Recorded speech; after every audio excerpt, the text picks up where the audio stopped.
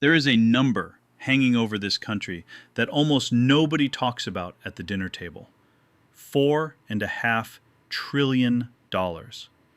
That is the combined weight of every RRSP, every TFSA, every workplace pension, quietly ticking away inside Canadian homes right now. It is larger than our entire national economy.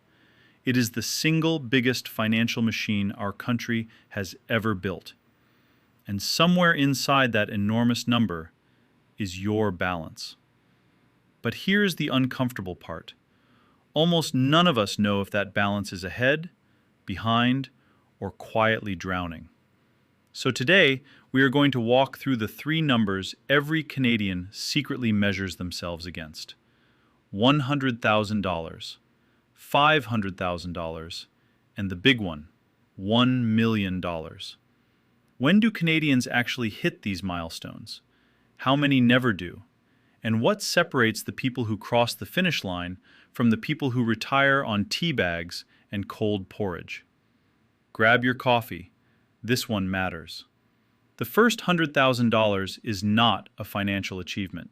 It is a psychological one. Charlie Munger, the late billionaire investor, famously said the first 100,000 is a bitch. And he was not being dramatic. He was being honest. Because when you are starting from zero, every dollar in that account got there because you put it there. You scrimped for it. You fought your rent for it. You skipped a vacation for it.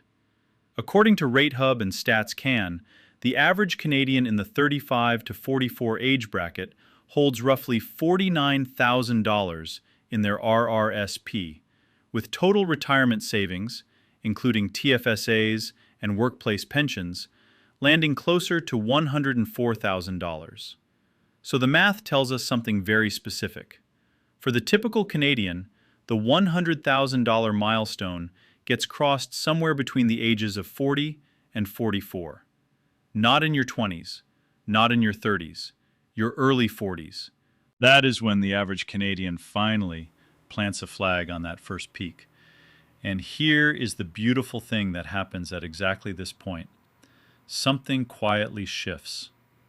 Up until $100,000, your portfolio grows because you feed it. After $100,000, it starts feeding itself.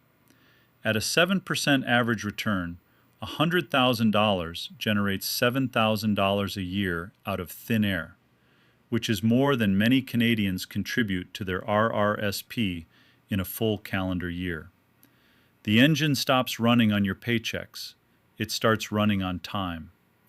That is why the first 100,000 is the mountain, and everything after it is the glide.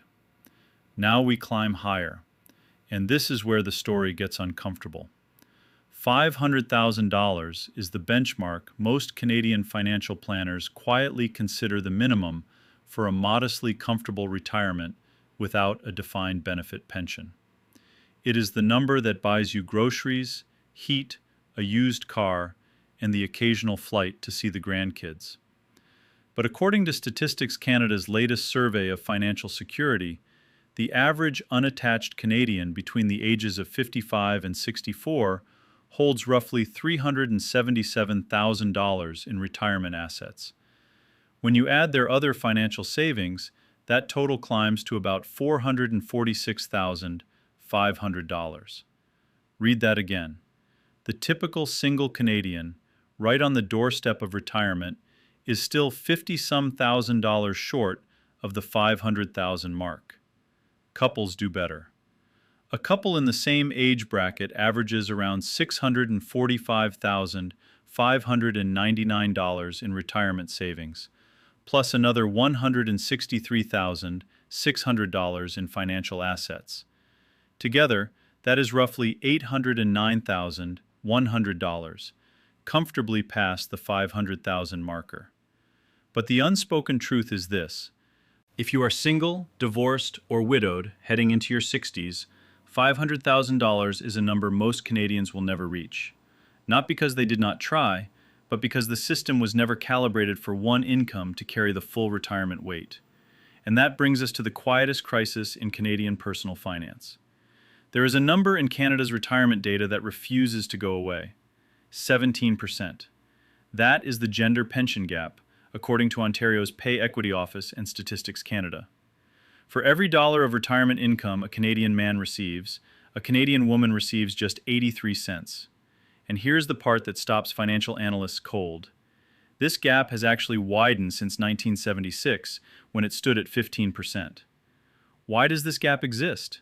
Three structural reasons.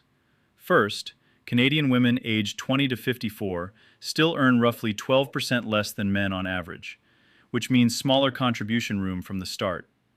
Second, career breaks: maternity leave, elder care, child care. Every year a woman steps away from the paid workforce is a year of missed RRSP matching, missed CPP contributions, and missed compounding. Third, part-time work. Canadian women are nearly twice as likely as men to work part-time, often to hold the family together, and part-time jobs almost never come with workplace pensions. The Healthcare of Ontario Pension Plan's 2024 Canadian Retirement Survey found that nearly half of Canadian women have less than $5,000 in personal savings, compared to roughly one-third of men. That is not a gap, that is a canyon. Now, the summit: $1 million. For an entire generation, this was the mythical number, the number that meant you had made it. And today, in Canada, it is more exclusive than most people realize. According to Statistics Canada data analyzed by multiple financial outlets, less than 10% of Canadians aged 55 to 64 hold $1 million or more in liquid retirement savings. And when you zoom out to the entire Canadian population, all ages, all walks of life, only about 6% of individual Canadians have a net worth of $1 million or more. Roughly 1 in 16. That is the club. That is the seven-figure retirement pot. So who are they? The research paints a remarkably consistent picture. Three traits show up again and again. Trait 1: sustained high income. Most seven-figure retirees spent the bulk of their careers earning well above the Canadian median household income of around $85,000. Trait 2: long-term consistency. They did not trade stocks. They did not chase meme coins. They contributed every single year for 30 or 40 years straight, through recessions, market crashes, and every political cycle. Trait 3: they maxed out tax advantage space. Every single year they filled their RRSP to the contribution limit. Every single year they filled their TFSA. And increasingly they used group RRSP matching at work as free money instead of leaving it on the table. Not lottery tickets, not stock picking, just boring, stubborn, repetitive consistency.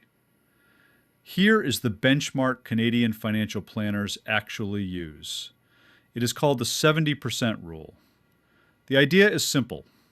In retirement, your costs fall. No more commuting, no more mortgage, hopefully, no more dependent children, hopefully. So to maintain your current lifestyle, you likely need about 70% of your pre-retirement income. Let us make it concrete. If you earn $60,000 a year, the 70% rule says you need roughly $42,000 a year in retirement income. Multiply that by a 25-year retirement, and you are staring at a savings target of about $1,050,000.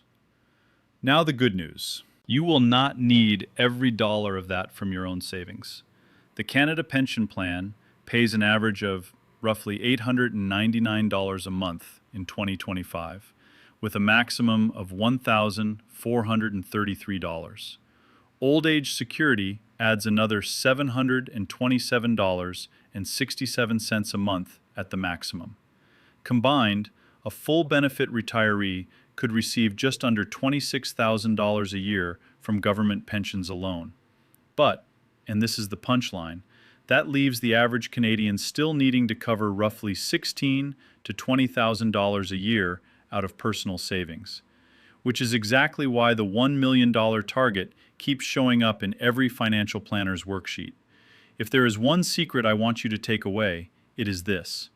The first 100,000 takes about 12 to 15 years for the average Canadian. The climb from 100,000 to 500,000 takes roughly another 10, and the climb from 500,000 to 1 million, under 7 years, even if you stopped contributing entirely. This is the miracle of compounding, working exactly the way Albert Einstein said it would. Because at 7% average returns, your money doubles roughly every 10 years. 1 million becomes 2 million without you lifting a finger, and 2 million becomes 4 million while you sleep. So if you are behind, and according to the data, most Canadians are, here is your playbook. Automate your RRSP so contributions happen before you can spend them. Capture every dollar of employer match, because that is a 100% return on day one. Fill your TFSA room relentlessly, because tax-free compounding is the closest thing to magic our tax code offers. And above all, give the engine time, because time is the only ingredient compounding cannot manufacture. The Canadians who reach $1 million are not smarter than you. They are not luckier than you. They are just earlier than you, and more stubborn. So start today, not Monday, not January, today, because the second million will come faster than the first, but only if you get the first one started. If you learned something, hit that subscribe button. I'll see you in the next one.